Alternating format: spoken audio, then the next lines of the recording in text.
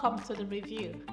Protests have erupted across the US over the death of George Floyd, an African-American murdered by the police in Minneapolis.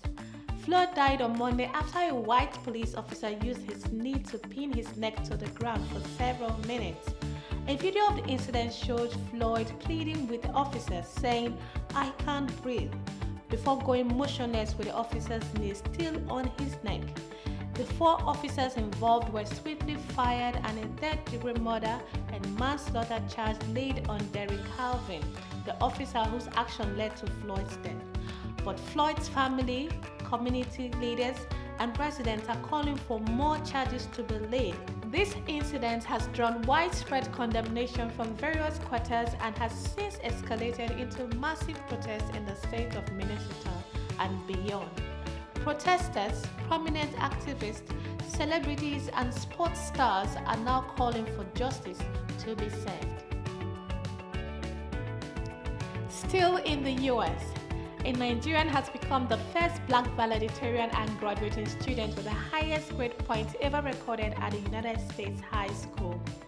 18-year-old Timi Adelako graduated with a 5.604 GPA at the South Broward High School. Timi's parents migrated to the United States 28 years ago on a student visa.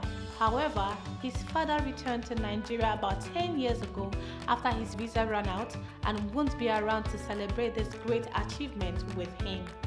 This accomplishment means a lot to him and his family, considering their low income status.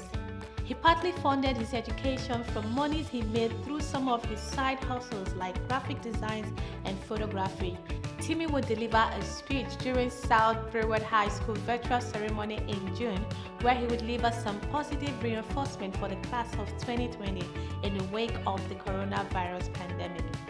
He will be heading to Pomona College, a private liberal arts college in Claremont, California, which has offered him a full scholarship.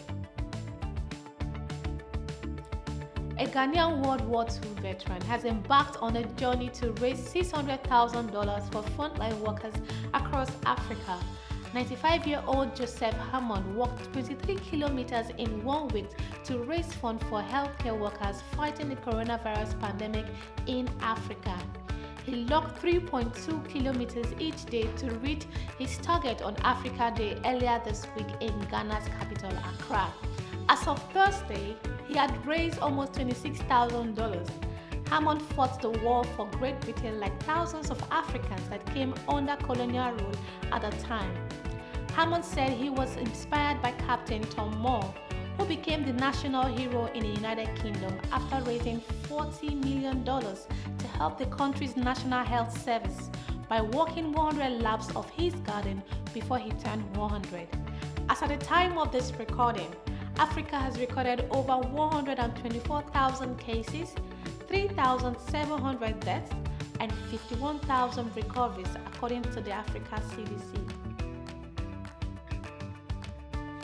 A Rwandan court has handed a life sentence to a former politician found guilty of orchestrating the killings of tens of thousands of people during 1994 genocide in the country, a court spokesman said.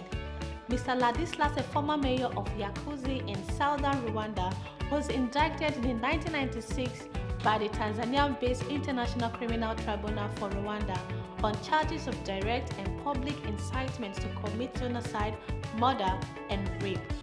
The tribunal indictment accused Mr. Ladislas of plotting to exterminate Rwanda's Tutsi population and personally ordering the massacre of more than 25,000 Tutsi civilians in his town in April 1994.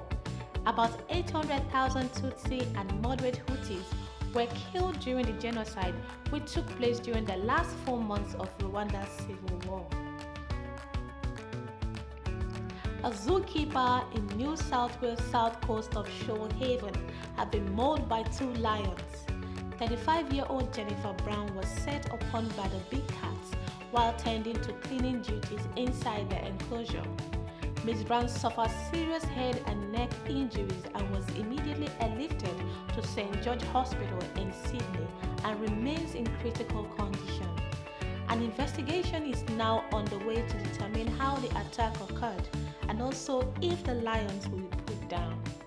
Recall that in 2014, a keeper was also attacked by a crocodile during a lunchtime feeding demonstration. Meet Malaysia's hijab-wearing female pro wrestler Nur Diana, inspiring young people around the world. Interesting. Celebrated as the world's first hijab-wearing wrestling champion, Nur Diana began making global headlines last year when she floored 4 male competitors to become the first female to win Malaysia Pro Wrestling title. The 20-year-old has continued to inspire young athletes around the world with her uniqueness, passion, and drive to become a dominant force in the ring. She has since moved to London to train with the British Pro Wrestling Tournament, EVE, which is an all-female wrestling show and hopes to make a name for herself in Britain. As promised, we shall be bringing you weekly COVID-19 update reports so you know how the world has progressed so far. So, here it is.